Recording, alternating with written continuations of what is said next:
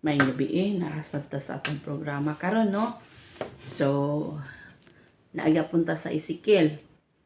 Naingon diri sa Ezekiel 18 verse 1 up to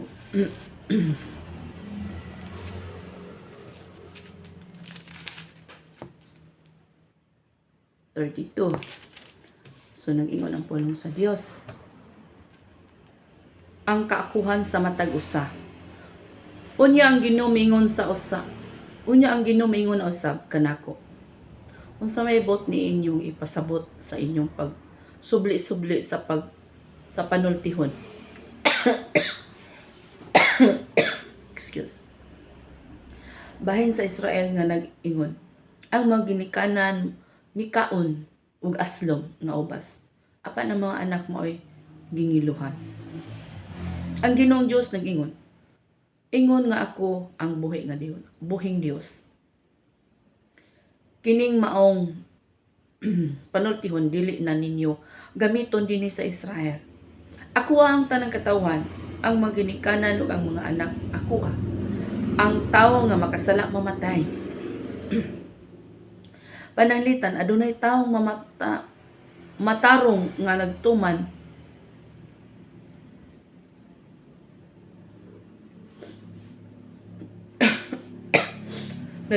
kanunay sa balaod ug dili mang limbong, dili siya mukaon sa mga pagkaon nga gihalad diha sa mga halaran ibabaw sa kabukiran.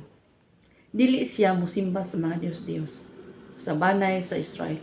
Dili siya manapaw sa asawa sa yang isig ka tao o magighilawa sa usa ka babae nga girigla.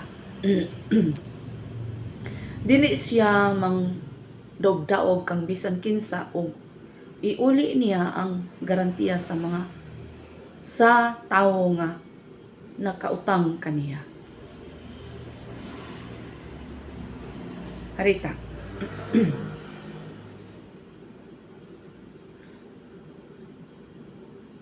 Ingon daw nga si Ginoong Dios, ang Ginoong Dios nag-ingon. Ingon nga ako ang buhing Dios. Kining maong panultihon dili na ako ang tanang katawhan. So gitawag si ingon ba nga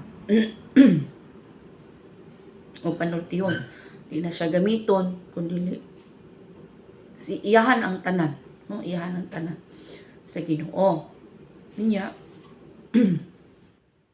ang tao nga makasala mamatay. So makasala mamatay. Sa patay siya sa espirituhanon nga bahin kay nakasala man siya. O bisan buhi ang iyang lawas pero iyang kalag patay kay nakasala siya. So nahimulag siya sa relasyon nato si Ginoo. Nya kinahanglan nga dili simba og Dios, no? Dili siya moadto sa bukid. Halaran ibabaw sa kabukiran. So kasagaran ba ya ang ilang mga halaran tuas kabukiran, no? So ilang mga Dios tuas kabukiran gipamutang nila dito. So mo na nga dili na tama tingala ngano ang ilang mga Dios tuwa dito sa kabukiran. So nagpasidaan ang Ginoo niini. Dili siya mo simba sa mga Dios sa banay sa Israel. Dili siya manapaw sa asawa sa iyang isig ka tawo o makighilawa sa usa ka babae girigla. Dili siya mang daog-daog kang bisan kinsa o iuli niya ang garantiya sa tawo nga nakautang kaniya. Dili siya mangawat, pagkan-o niya ang mga gutom o bistihan ang mga hubo. Magpahulam siya apan dili magpatubo. So ano ita? Kisa may giadresan ani mga higala. Ang naa sa gawas o naa sa sulod. Kita gisulti anini. Gitawag sa ignon ba nga? Dili daw makikhilawa sa iyang isig ka tao na naiasawa, no? Na dili sa hilabtan ang kanang babae nga girigla. Ug dili siya mang daog-daog kang bisan kinsa.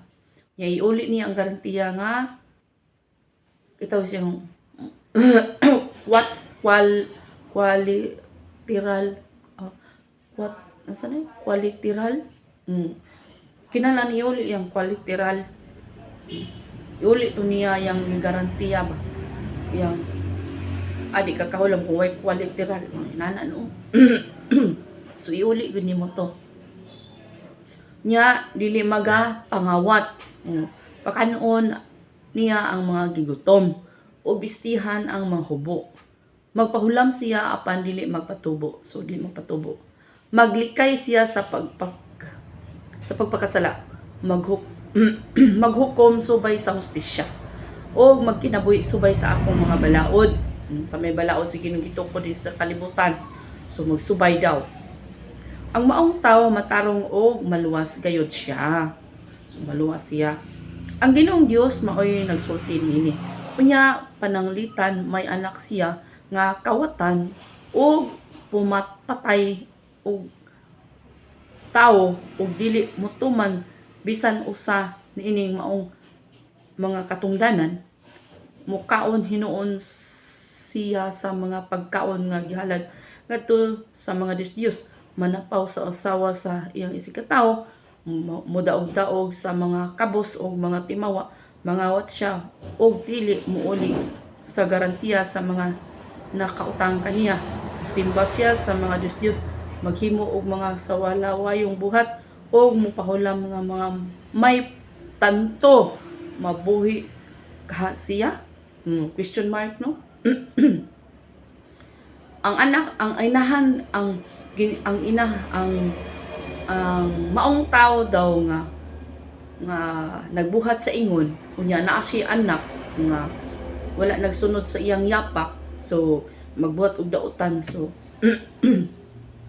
ang pangutana maluwas ba tong iyang anak nga nagbuhat og dili maayo iyang iyang kanang silbi giila nga silbi ginikanan nagbuhat sa tarong so di gid niya maluwas sa iyang anak but pasabutan ano di gid maluwas sa iyang anak no hindi ba luwalbe ang kaluwasan so unya pananglit ang maong tawo may anak nga makakita sa tanang sala nga nahimo siyang amahan apan dili musundog sa maong mga buhat dili siya mukaon sa mga pagkaon nga gihalad ngadto sa mga Dios ug dili mo simbas ug dili siya manapaw sa sawa siyang kang bisan kinsa iyang isigkatao sa asawa sa iyang isigkatao dili siya mang daog-daog kang bisan kinsa dili mangayog garantiya ang mga gigutom o bistihan ang mga hubo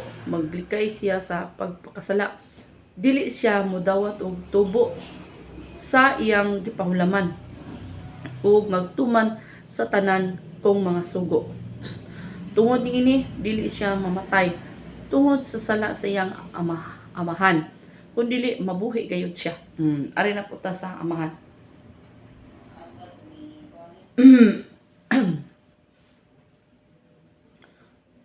ang anak daw wala ni sunod sa iyang yapak siyang amahan nga dautan so maluwas ang anak no maluwas ang anak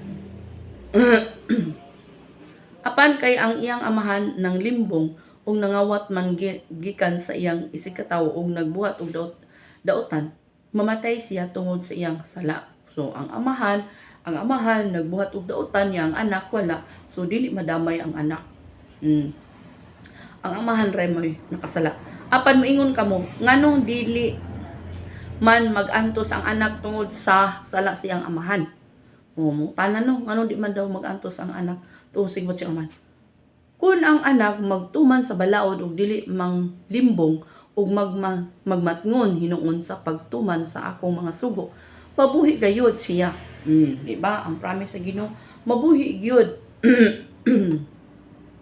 kung anak dili mo sunod sa yapak siyang amahan so mabuhi jud ang anak no kung magtinarong ang anak ba apan ang tawo nga makasala mamatay ang anak dili magantos tungod sa sala sa iyang amahan sama nga ang amahan dili magantos tungod sa sala siyang anak no ana no ang taong matarong gantihan tungod sa iyang pagkamatarong ug ang taong dautan silutan tungod sa iyang pagkadautan so dili madamay ang dili madamay ang anak.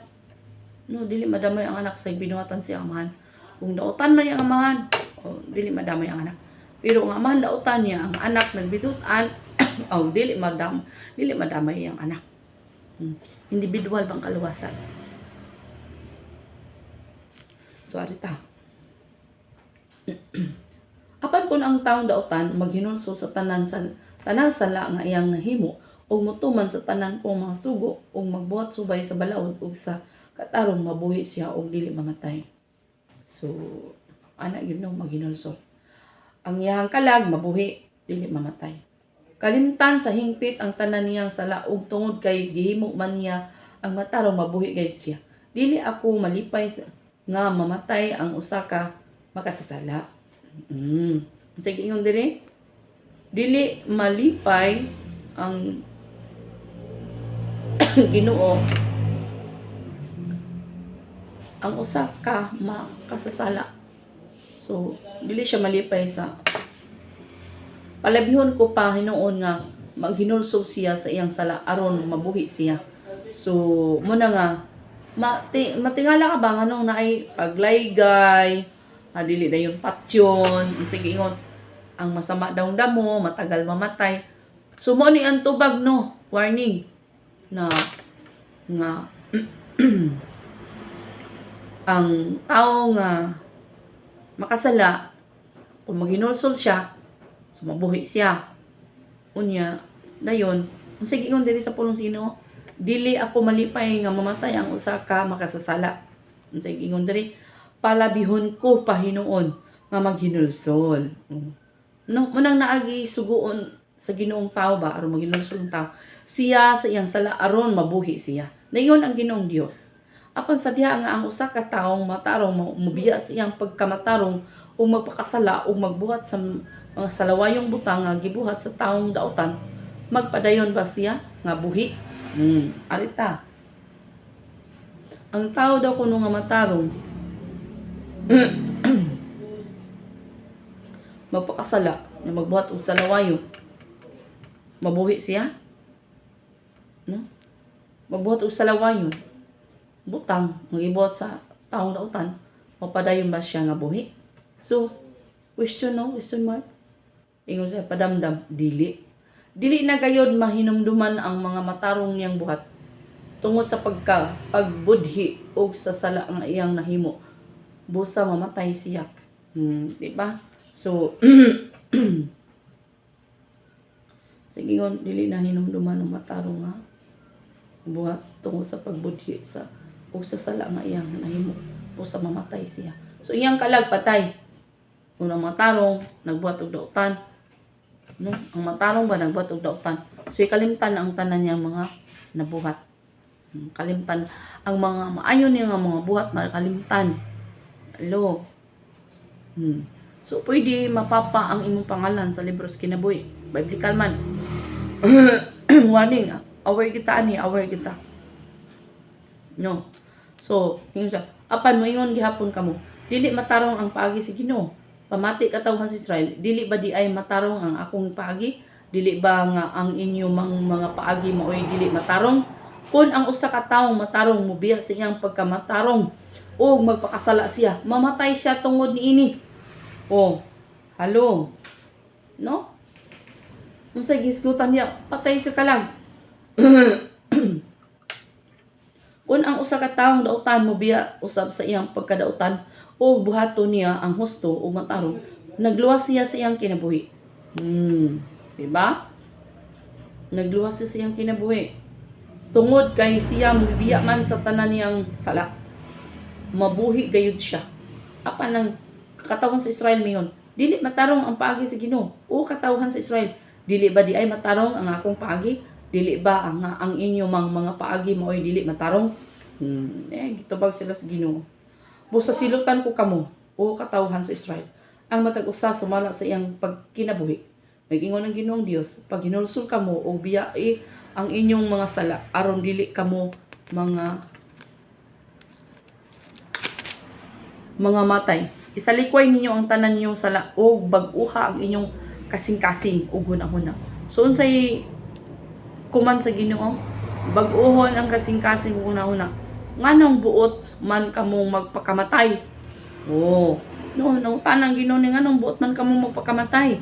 O katauhan sa Israel, dili ko ikalipay ang kamatayon ni bisan kinsa. Busabyain ninyo ang inyong sala aron maluwas kamo. Nag-ingon ang Ginoong Dios. Sa gingon, biyaan. Biyai. Nagkuman ang Ginoo. Biyai. No? So, adunay pagtugis no nga ang taong matarong kinahanglan nga magtinarong. Kung ang taong matarong mubiya gani siyang pagkamatarong, mubuhat og dautan, mamatay siya. No? Mamatay siya. Kunya ang taong dautan, mubuhat og matarong, mubiya siya sa tanan niyang mga gibuhat nga dili maayo ug magtanarong na siya. So maluwas siya. Pinaagi na maluwas siya. No? O katong tao nga matarong unya magbuhat og dautan, ikalimtan ang tanan niyang mga maayong buhat. So pwede di magpapa sa pangalan. No, pwede mo na hindi kita mo kumpiyansa gyud. Una natay kuan magpakitabang kita sa Ginoo. Magpakitabangin kita sa Ginoo gyud. Tunaay na to dili na to mabuhat no. Muna mag-agulo gyud ang katawan sa Ginoo. Mag-agulo gayon ngano man. Mag-agulo gayon. Kay nag-warning ang Ginoo. Yun na lang di ta magkataka sa pagbuhat og maayo. Kay bisag usa ka dato ning kalibutan na wala gyud madala. Ang importante sa atong kinabuhi nga kita mapuyo ta diha sa gibuhat sa Ginoo ba sa iyang gingharian. No? Nangutana diri nganong buot man kamo magpakamatay o katawhan sa Israel. Dili ko ikalipay ang kamatayon ni bisan kinsa. Busabyain ninyo ang inyong sala aron maluwas kamo. Naingon ang Ginoong Dios. No? So dili siya malipay si bisan kinsa. Kita mo tanan na gipakamatyan sa Ginoo. Dili nakapangutan ng Ginoo ba? Nganong mapagkamatay man kamo.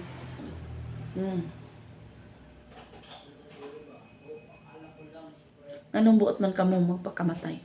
So, patay na sa espiritu ha. So, salamat kay si Ginoo. Na kita sa atong kinabuhi.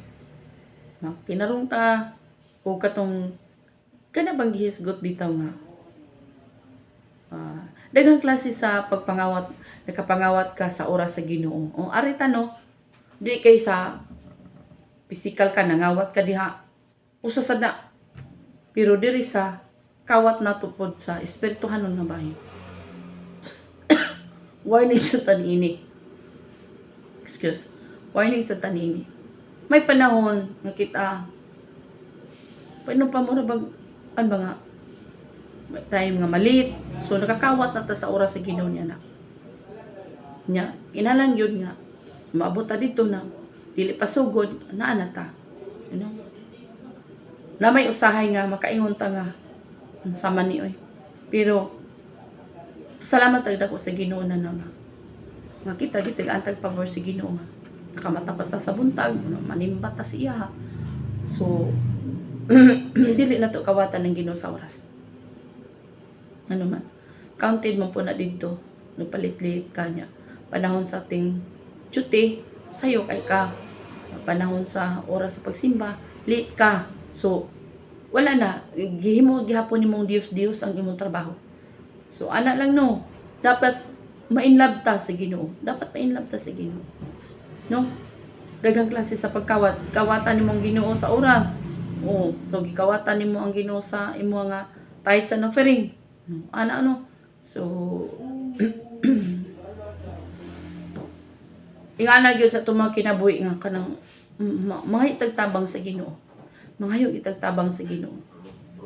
No? Dapat ma-inlove ta sa adlaw nga pagsimba, ma-inlove ta sa Ginoo.